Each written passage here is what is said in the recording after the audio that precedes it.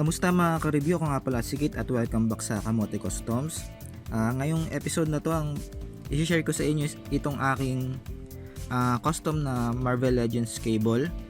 Actually matagal na akong gumawa ng custom na to, hindi ko lang na-share sa inyo. May nauna ng version, so yung time na yun na ginagawa ko yun, parang gandang-ganda ako sa custom ko.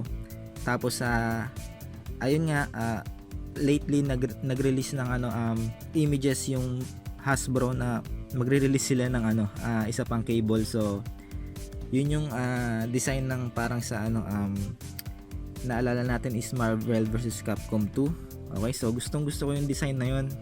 Hindi rin ako nabigyan ng chance na kumuha ng makabili nung Marvel Legends na cable na parang hango sa comics or dun sa may animated series, kasi hindi pa ako nagbubuo ng ng Marvel Legends display dati. So ngayon nung tinitingnan ko siya, sobrang pricey na nung Marvel Legends na cable na yun. Kaya nag-decide ako na gumawa na lang ng custom na cable. At ito nga yung nagustuhan kong design, yung sa Marvel vs Capcom, kasi parang inline siya dun sa yellow and blue na color scheme ng X-Men. Okay, so ito nga pala yung nauna kong custom. Ayan, so nung una gandang-ganda pa ako diyan. Tapos biglang alam mo yun, nag-release yung Hasbro ng mas magandang version. So parang napangitan na ako dito sa gawa ko. So sabi ko, hindi pwede to. Sayang yung custom ko. Bakit hindi ko na lang ayusin ulit, no? Na parang alam mo yun, satisfied ako. After all, hindi rin naman masasayang to dahil gusto ko rin bumuo ng Marvel vs Capcom na display. So yung isa na cable, itong custom ko, maaaring ilagay ko sa X-Men shelves or sa Marvel vs Capcom, depende sa kung sino yung babagay. Pero naka pre-order na rin naman ako nun, isang piraso nga lang. So itong custom ko na to is magiging pangalawa ko na, okay, na cable. Okay, so tara, simulan na natin. So ang mga kailangan mo dito is ito lang naman, yung Marvel Legends na Vulcan body mold. So ito yung unang beses na nung nirelease nila, sabi ko pwedeng gawing cable. So pagka-release niyan, umorder ako. Tapos ayun nga, ginawa ko na agad na cable. So siya na yung naisip kong maging cable kasi parang bagay naman. Tapos sa mga parts naman, ito yung parts ng kung maalala nyo, gumawa ko ng Cyclops na custom. Tapos ang ginamit kong body doon is yung kay Deadpool, Blue Deadpool. So meron akong mga natirang belt ni Deadpool, tapos kinuha ko lang yung mga pouches, sabay yun yung gagamitin natin dito, okay? Tapos dito naman sa tela niya is nagtahi lang ako ng syempre susukatin mo yung tamang sukat ni Vulcan, kung anong figure yung gagamitin nyo para hindi masyadong masikip, kasi kapag masikip may hirapan na mag-articulate yung figure. At ito nga, at may mga error akong nagawa.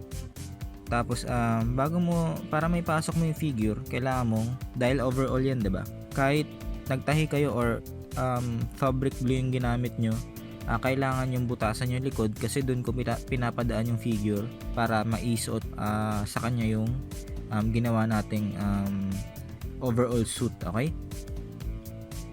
sa kamay naman niya, kung mapapansin nyo, kay lang yan, kay Hawkeye na figure ko yung dati. Actually mura na lang yun ngayon dahil may nirelease na bagong Hawkeye figure. Kinuha ko lang yung bicep nun, from bicep to forearm. Okay, so yun yung ginamit natin dito na metal arm ni cable. Tapos itong mga naman, dilaw-dilaw na to na mga straps niya is yan ay as usual dry fit na tela na pininturahan ng textile paint para hindi magtastas. Okay, so mamaya ipapakita ko sa inyo kung paano ko ginawa yun. Nawa ma-explain ko ng maayos kung paano ko siya ginawa. Okay, so punta na tayo sa process nya.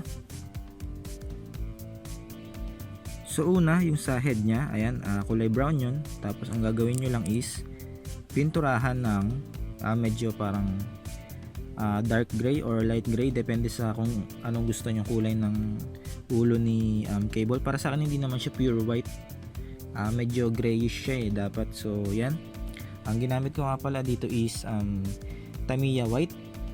Tapos yun nga, hinaluan ng glossy na coat para alam mo yun 2 in 1 na meron ka ng paint, meron ka pang coat. So ang labas nito kahit glossy yung coat mo is hindi siya glossy, okay?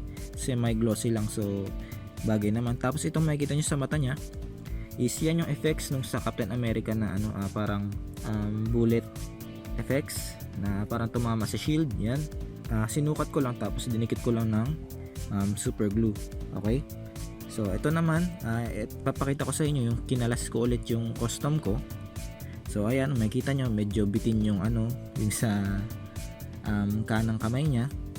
So isa yun sa mga naging problema ko. Ayun nga, nagkaroon ng mga paint smudges ng dila kung mapapansin nyo, tapos may mga glue residue din. So huwag kayong mag-alala dahil matatakpan ko naman yan, okay? So punta na tayo sa mga straps nya. Lahat yan halos yung tela na may textile paint na parang lemon yellow. So basically ang main principle nitong ginagawa natin is kaya natin nilalagyan ng textile paint yung tela para hindi mag-tas-tas, okay? So pwede mo siyang gupit-gupitin ng any shape na gusto mo at without worrying na magtatas-tas siya kahit hindi mo siya tie in. So wag kayong mag-alala, gagawa na lang ako ng separate na tutorial, full view at saka explanation kung bakit ginagawa natin tong pagpe-paint ng textile paint sa tela, okay? Mas marami pang explanation, may pros and cons pa yun, so doon ko na lang ipapaliwanag, okay? Pero basically nga, ang ginagawa natin is nilalagyan natin ng textile paint yung tela para hindi magtastas, okay? So yan yung mga nakikita nyong mga straps na yan, lahat yan tela na meron textile paint, okay? So ayan, itong sa sa leeg nya, itong sa wrist nya, itong yung strap nya sa dibdib, yan, tsaka sa legs, yan. Ito pa pati itong kneecap nya, okay? Itong belt nya nga pala is galing talaga kay Vulcan.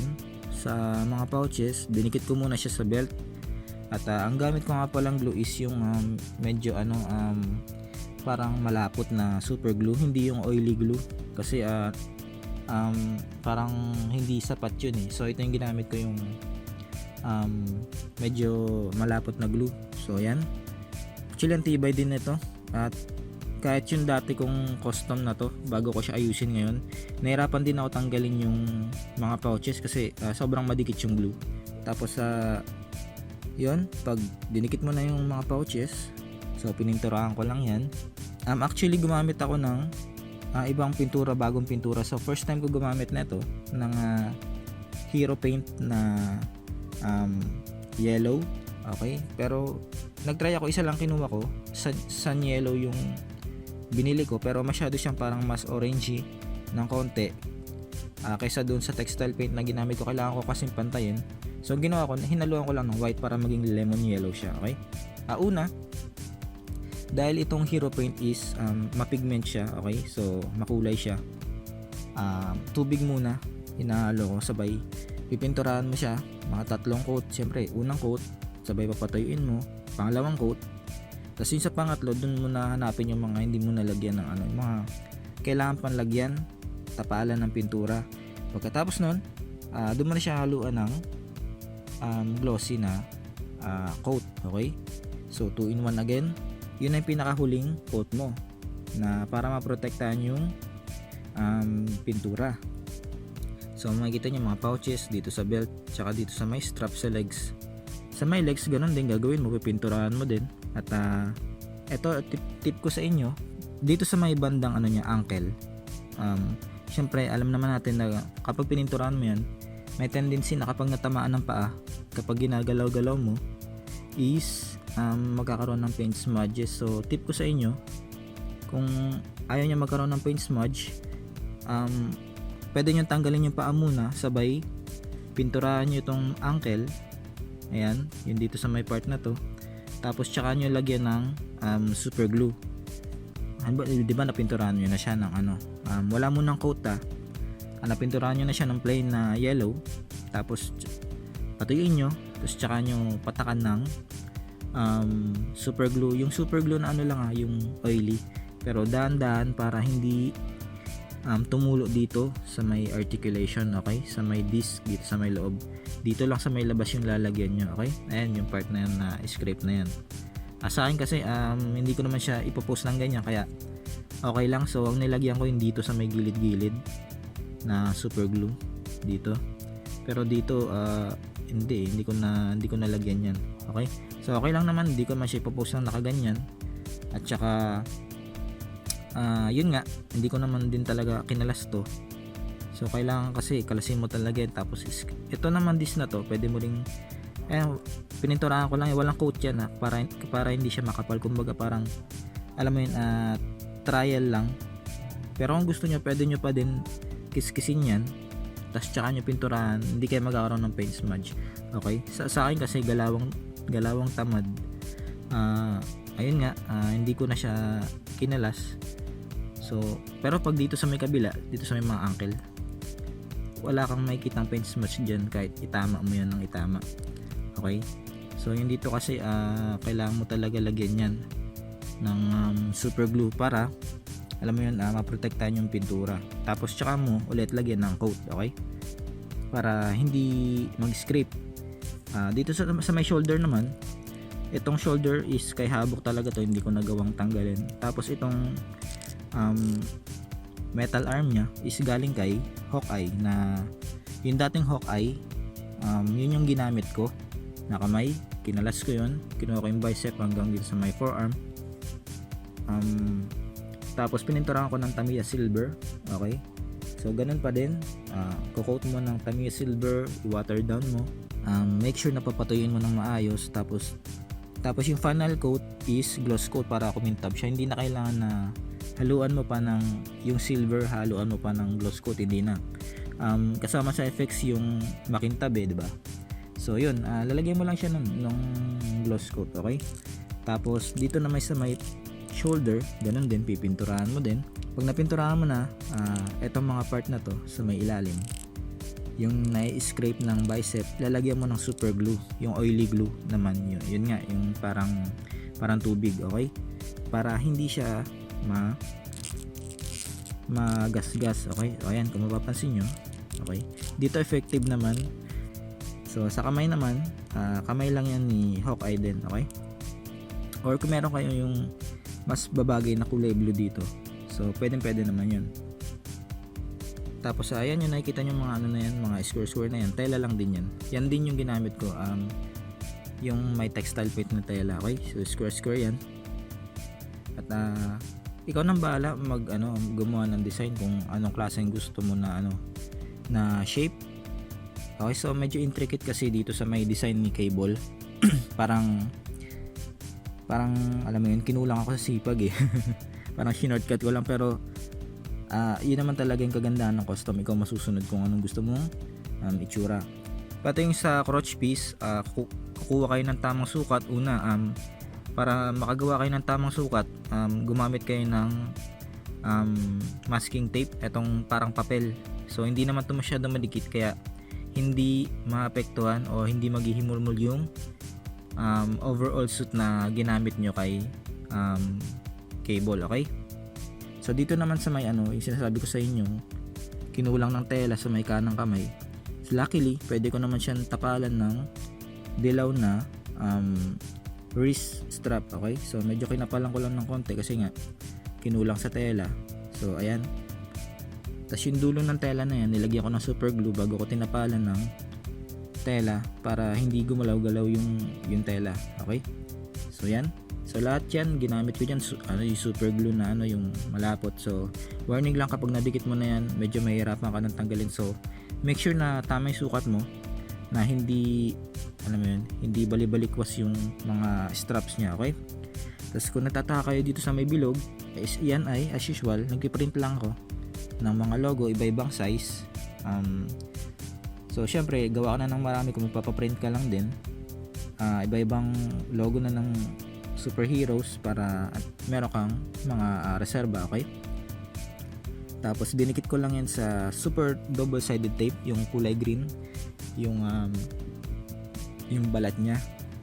Tapos ayan, so medyo kumapal siya, diba? Tapos ayun lang din, itong dilaw na to nakikita nyo, tela lang din yan din yung telang may textile paint. Okay, tapos sa leg niya ganun din yan, Dito sa may strap, sa may legs niya, tela lang din yan din yun. Yan, kung mapapansin nyo. Tapos pati dito sa may kneecap niya, yan din yun. Okay, so yun lang mga ka-review. Nawa nagustuhan nyo tong custom ko na to, or alam mo yun, meron ako naitulong sa inyo, meron kayong idea na nakuha dito sa video na to. Syempre natutuwa din ako dahil medyo nakuha ko naman yung itsura ni Cable sa Marvel vs Capcom na laro. At so kung sakaling ma-receive ko yung pinire-order ko na Cable, ayun kasi medyo older Cable. So itong gawa ko is medyo parang younger version. So kasi ito nga pala, meron ako naitabi ditong shoulder piece, mga shoulder pads galing dun sa Toy Biz na Cable. Bumili kasi ako dati ng lot ng X-Men figures, tapos binenta ko din yung iba. Binenta ko yung mga duplicate na mga figure, tapos meron kasama dun sa lot na Cable from Toy Biz. Ganito yung tsura niya, pero syempre wonky yung proportion nun at saka parang outdated na. So binenta ko.